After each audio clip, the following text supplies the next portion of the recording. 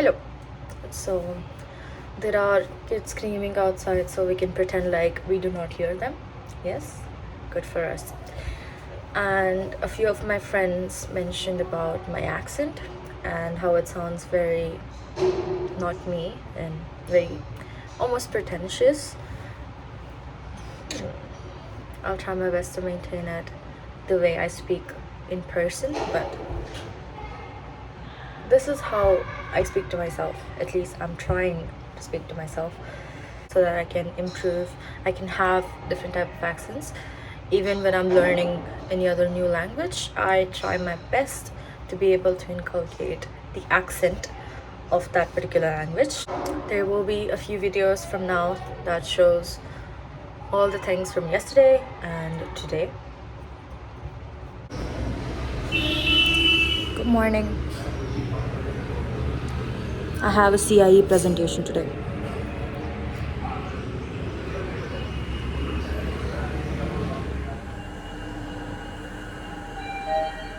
I don't know if I'll be let in. Presentation time.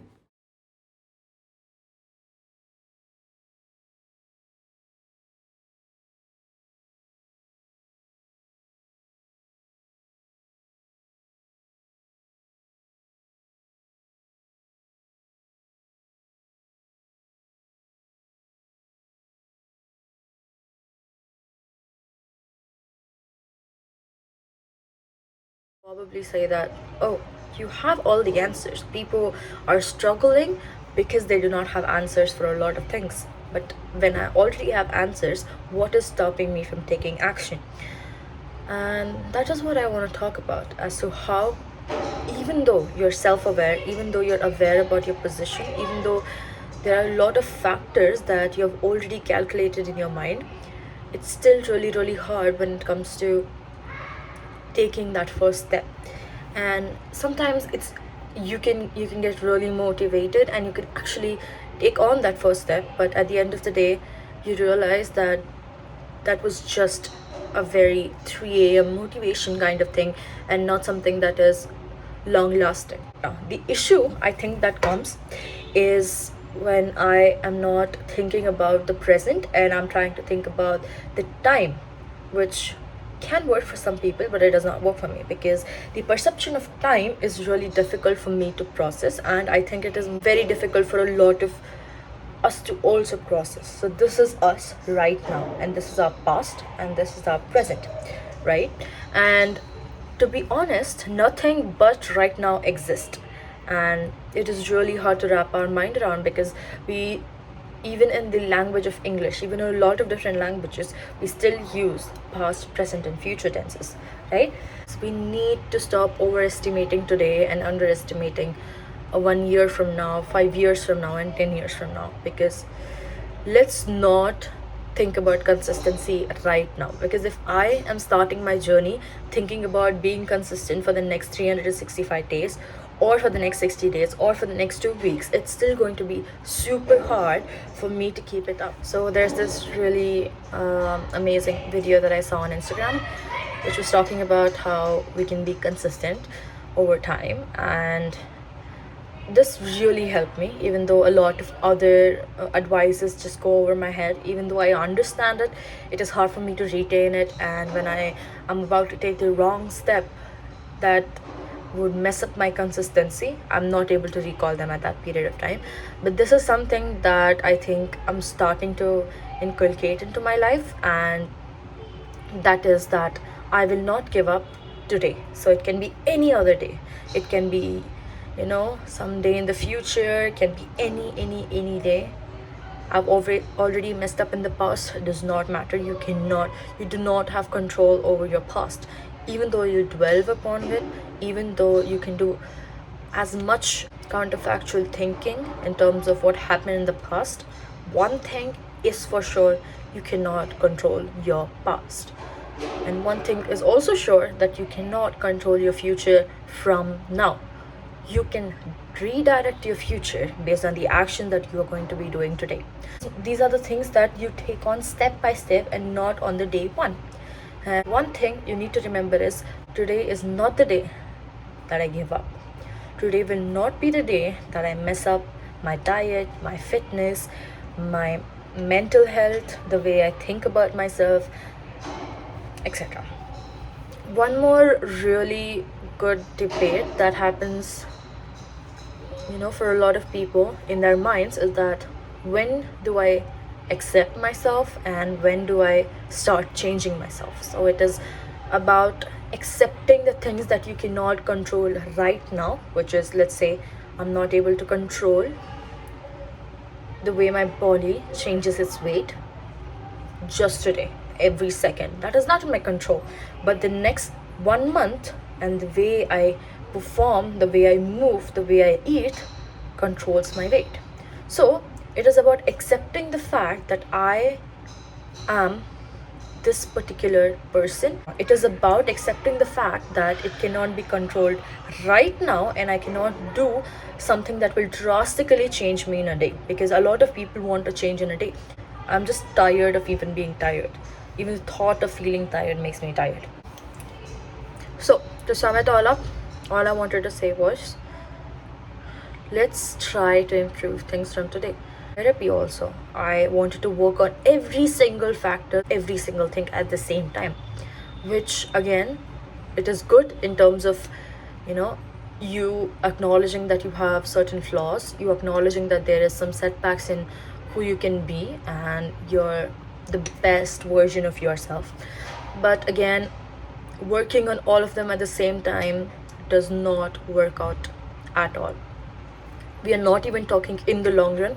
It will not work out even in one single day, because again, if we leave back the perception of time, we are just thinking about how we can make ourselves 1% better, we can make ourselves a little better than I was from yesterday. I know it is really tempting to take up 100 things today and finish those 100 things and then crib about how I'm not able to manage all of the things, which is something I struggle with. Somebody who seems perfect, which is again, I don't know why I want to chase this version of myself, even though that is never going to be possible, because that just distorts the way I think about myself right now. I also want to be perfect whenever I go to my practice sessions. I want to do the best in my practice sessions. When I'm going to the gym, I want to do the best. For me, doing the best is not the issue. It is a good thing that I want to do the best in every single thing. But being hyperfixated based on the context and the only motivating factor is you being in that context is kind of detrimental, because what I want to do right now is sit down and list all my goals. There are multiple different things that I want to do right now. That's why I feel so much lost, even though I have so many options. It's almost a case of analysis paralysis, where I have so many options and I'm not working towards any single thing.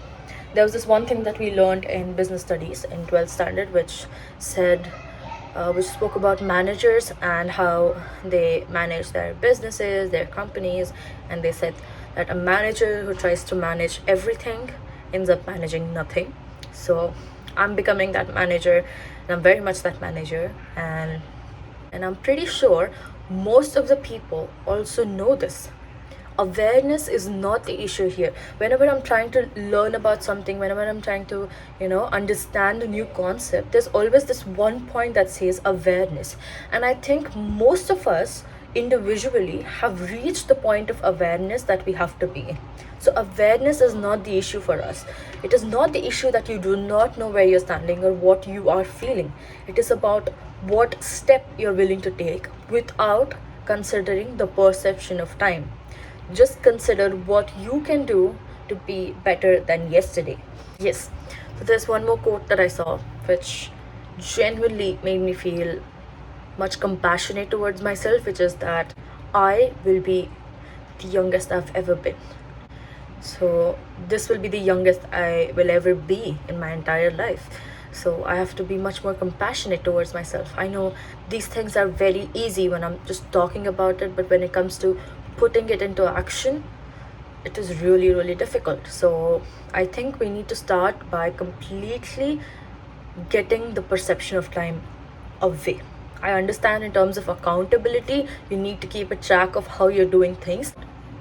See, tracking something is fine. You need to be able to track what you've been doing from the past month, only for the reason so you can measure your progression. You can see where I'm lacking. You can see, you'll have more, control over such things, because you're able to mitigate things that you do not want to do.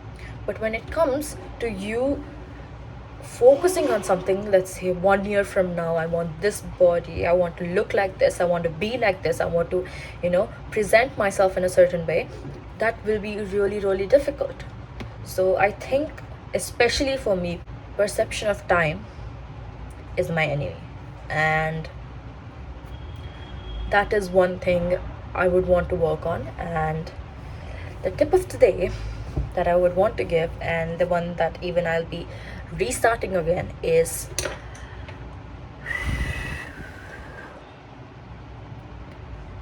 journal, journal, journal.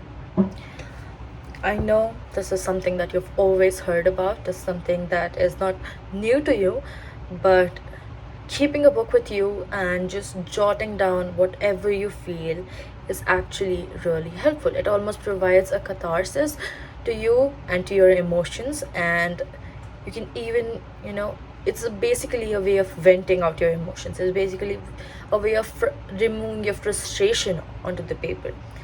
I know it is sometimes difficult to write down what you're feeling, because I may feel bad or I may feel good, but I do not know what exactly I'm feeling. And for such cases, you do not have to always write down exactly what you're feeling.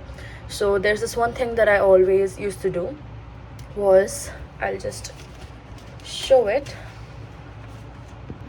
So it was really difficult for me to understand where exactly I was feeling my anxiety, where exactly I was feeling bad, what exactly was the thing that was making me feel low at that particular point of time. So you can just take a paper, and I used to just draw a shape that probably looks like me, just a head and a body. And I would just highlight the places that I actually felt bad in. So it was usually the places like my chest area, places like my head, where my head felt really heavy in nature. And that is how I used to show what I felt like. So even though you cannot exactly write and express what you feel, that could be in terms of the feeling wheel. I'm pretty sure you've heard the feeling wheel. This is the feeling wheel.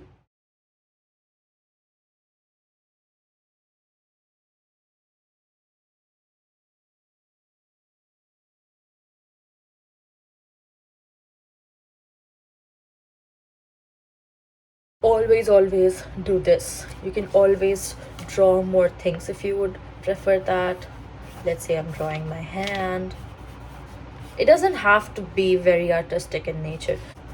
This is especially helpful for people who are not able to properly understand what you're feeling and where you're feeling. So yeah, this is one of the ways that you can journal. Again, journal doesn't have to be always in terms of words. It can also be in terms of shapes. It can be in terms of you doodling things. It can be in terms of any manner. It can just be random lines. It can be anything.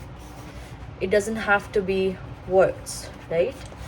So it can be anything. It can be this, it can be just words, it can be all of your patterns that you want to draw, it can be just normal scribbling, anything. So that's how I would like to end my video.